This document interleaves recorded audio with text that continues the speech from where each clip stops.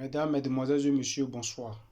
Une réunion s'est tenue aujourd'hui 2 avril du côté de l'Italie concernant le problème migratoire dans les pays qui sont l'Algérie, la Tunisie et la Libye. Je vous lis le communiqué au sortir de cette réunion-là. Selon l'agence de presse italienne Nova, les discussions ont abouti à l'approbation d'un programme de 20 millions d'euros en partenariat avec l'Organisation internationale pour les migrants, OIM. Ce programme vise à faciliter le retour volontaire d'environ 3300 migrants appartenant à des catégories vulnérables présentes en Algérie, en Tunisie et en Libye vers leur pays d'origine. Selon moi, c'est un peu. C'est trop peu même. Mais bon, je me dis que comme c'est le début, peut-être après ils vont augmenter. C'est-à-dire, l'accord qui vient de signer là, dans ces 3 pays-là, c'est pour d'abord faire partie d'une vague de 3300 migrants d'abord pour commencer. Donc, on espère qu'à la suite, ils vont augmenter les chiffres. Donc, je continue la lecture. Ce programme s'inscrit dans une stratégie plus large de gestion des flux migratoires adoptée par l'Italie et l'Union européenne. Il met l'accent sur la volonté de promouvoir des solutions humaines et durables pour les migrants qui se trouvent en situation de précarité dans les pays de transit, c'est-à-dire pour les migrants qui se retrouvent, c'est-à-dire dans les pays de transit, les pays, que ce soit la Tunisie, l'Algérie, la Libye, les pays où les migrants prennent le bateau, bien à partir de où ils décollent pour faire leurs beaux-arts pour aller au niveau de l'Europe, là. C'est ça qui est pays de transit. Voilà, donc je continue. En fournissant un accompagnement financier et logistique à ces migrants. C'est-à-dire quoi? L'OIM, c'est bien vrai qu'ils vont s'occuper aussi du retour volontaire, mais ils doivent aussi fournir aux migrants qui sont loin, qui ne peuvent pas peut-être venir au niveau du bureau général de l'OIM. On doit leur fournir des véhicules pour les récupérer. Vous voyez, afin qu'ils puissent venir s'enregistrer plus facilement pour leur retour. Maintenant, quand ils vont rentrer, il faudrait que l'OIM aussi les accompagne concernant leur réinsertion. C'est-à-dire quand tu vas rentrer au pays, si tu as des projets que tu veux développer, l'OIM doit t'accompagner dans ces projets-là. Bien sûr, l'OIM le fait dans certains pays, mais en Côte d'Ivoire, l'argent n'en donne pas. Ils prennent pour aller faire boucan avec. Donc, je continue la lecture. L'initiative cherche à réduire les risques liés à l'immigration clandestine et à offrir des alternatives viables au parcours migratoire dangereux. Je continue. L'implication de l'OIM dans ce projet garantit un cadre conforme aux normes internationales en matière de protection des droits des migrants.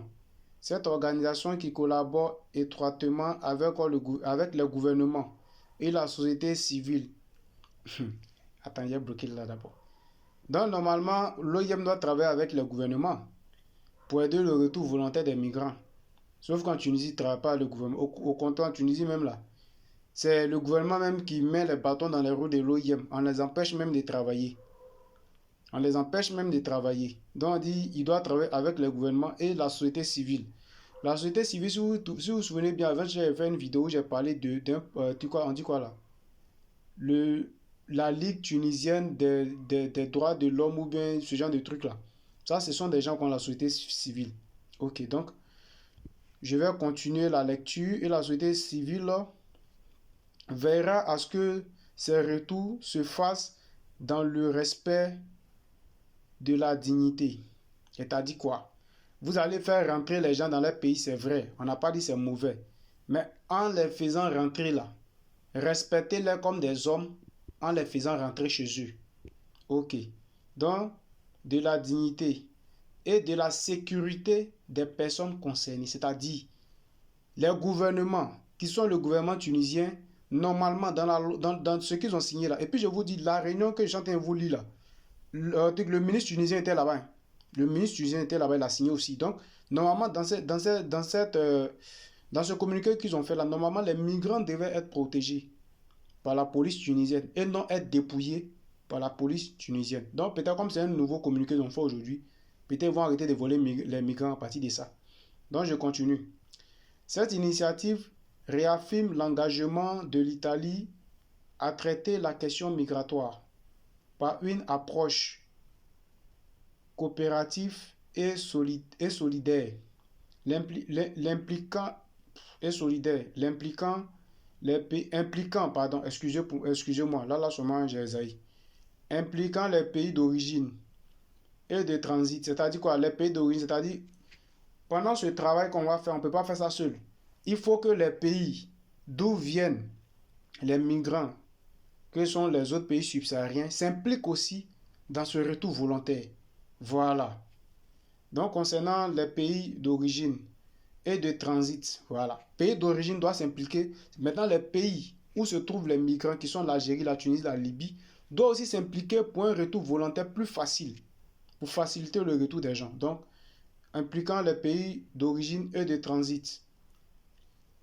Dans la recherche de solutions durables, elle pourrait également inspirer d'autres pays européens à adopter des mesures similaires pour une gestion plus humanitaire.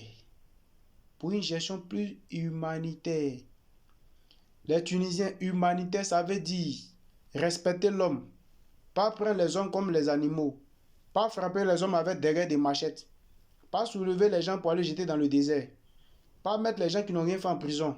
C'est ça qui est humanitaire, c'est-à-dire respecter l'homme. Ok. Donc, une gestion plus humanitaire des flux migratoires en Méditerranée. Déjà, ce qui me plaît, c'est que ceux qui sont allés signer ça là, la Tunisie était dedans. Donc, les Tunisiens aussi, qui ont beau ça, pour aller en Libye, pour aller en Italie là, ils font partie de ça. L'OIM qu'en Italie aussi là, ils vont les accompagner en retour volontaire aussi. Voilà. Ils vont les accompagner aussi en retour volontaire. Donc, ça veut dire que c'est vice-versa, quoi. Vous nous dites des partis, vous aussi, vos frères vont venir. Si on pouvait faire ça même dans tous les pays, même, c'était bon. Hein. C'était une bonne gamme. C'est-à-dire quoi? Vous dites, quittez chez nous la Tunisie aux Tunisiens, la France aussi aux Français, l'Italie aux Italiens, la Côte d'Ivoire aux Ivoiriens, le Cameroun aux Camerounais, le Mali aux Maliens, le Burkina aux Burkinabés. C'est bien, hein? En tout cas, vis-à-vis de vous, c'est bien. Soit nous, là, on peut se mélanger. Mais comme vous n'êtes pas africain, vous ne voulez rien, vous ne voulez personne. Donc, vous, si vous pouvez rester vous-même, c'est bien. Nous, ça ne nous gêne pas. Hein. Le seul problème là, c'est que c'est l'OIM qui nous fatigue. Parce que tu vas t'inscrire aujourd'hui, peut-être mais tu as envie de rentrer demain. On te dit, il faut patienter 3 mois. Il faut patienter 6 mois. Sinon, ce n'est pas parce que la Tunisie nous plaît trop qu'on est dedans. Voilà, ce n'est pas parce que ça plaît trop aux gens qui sont dans la Tunisie.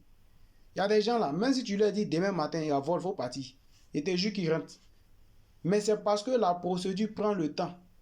Raison pour laquelle.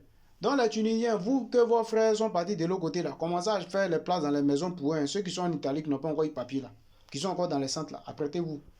Ils vont les ramener aussi. Voilà. Donc sur ce, on partage la vidéo au maximum. Et comme Dieu sait faire les choses, demain soir, ils vont débloquer mon TikTok au niveau des lives. Donc ils ont débloqué demain soir, on va faire un vrai live. Bien croustillant avec d'autres informations. Voilà. Parce que j'ai une information ici où il y a un bateau qui est quitté ici depuis le 1er. Jusqu'à présent, ils ne l'ont pas encore retrouvé. Un bateau qui transportait 34 personnes. Voilà, qui a quitté la Tunisie le 1er. Donc jusqu'à présent, là, le bateau n'a pas été retrouvé. Ils ont dit même les hélicoptères ont fait les recherches, tout ça. Aucune information. Donc, si demain le live est débloqué, on va parler de ça dans le live. Je vais vous donner plus d'informations et puis plus de détails. Donc sur ce, bonne soirée à vous. C'est l'information que je voulais partager avec vous. On partage la vidéo maximum comme chaque jour on le fait. Voilà, pour donner de la force au compte. Merci à tous.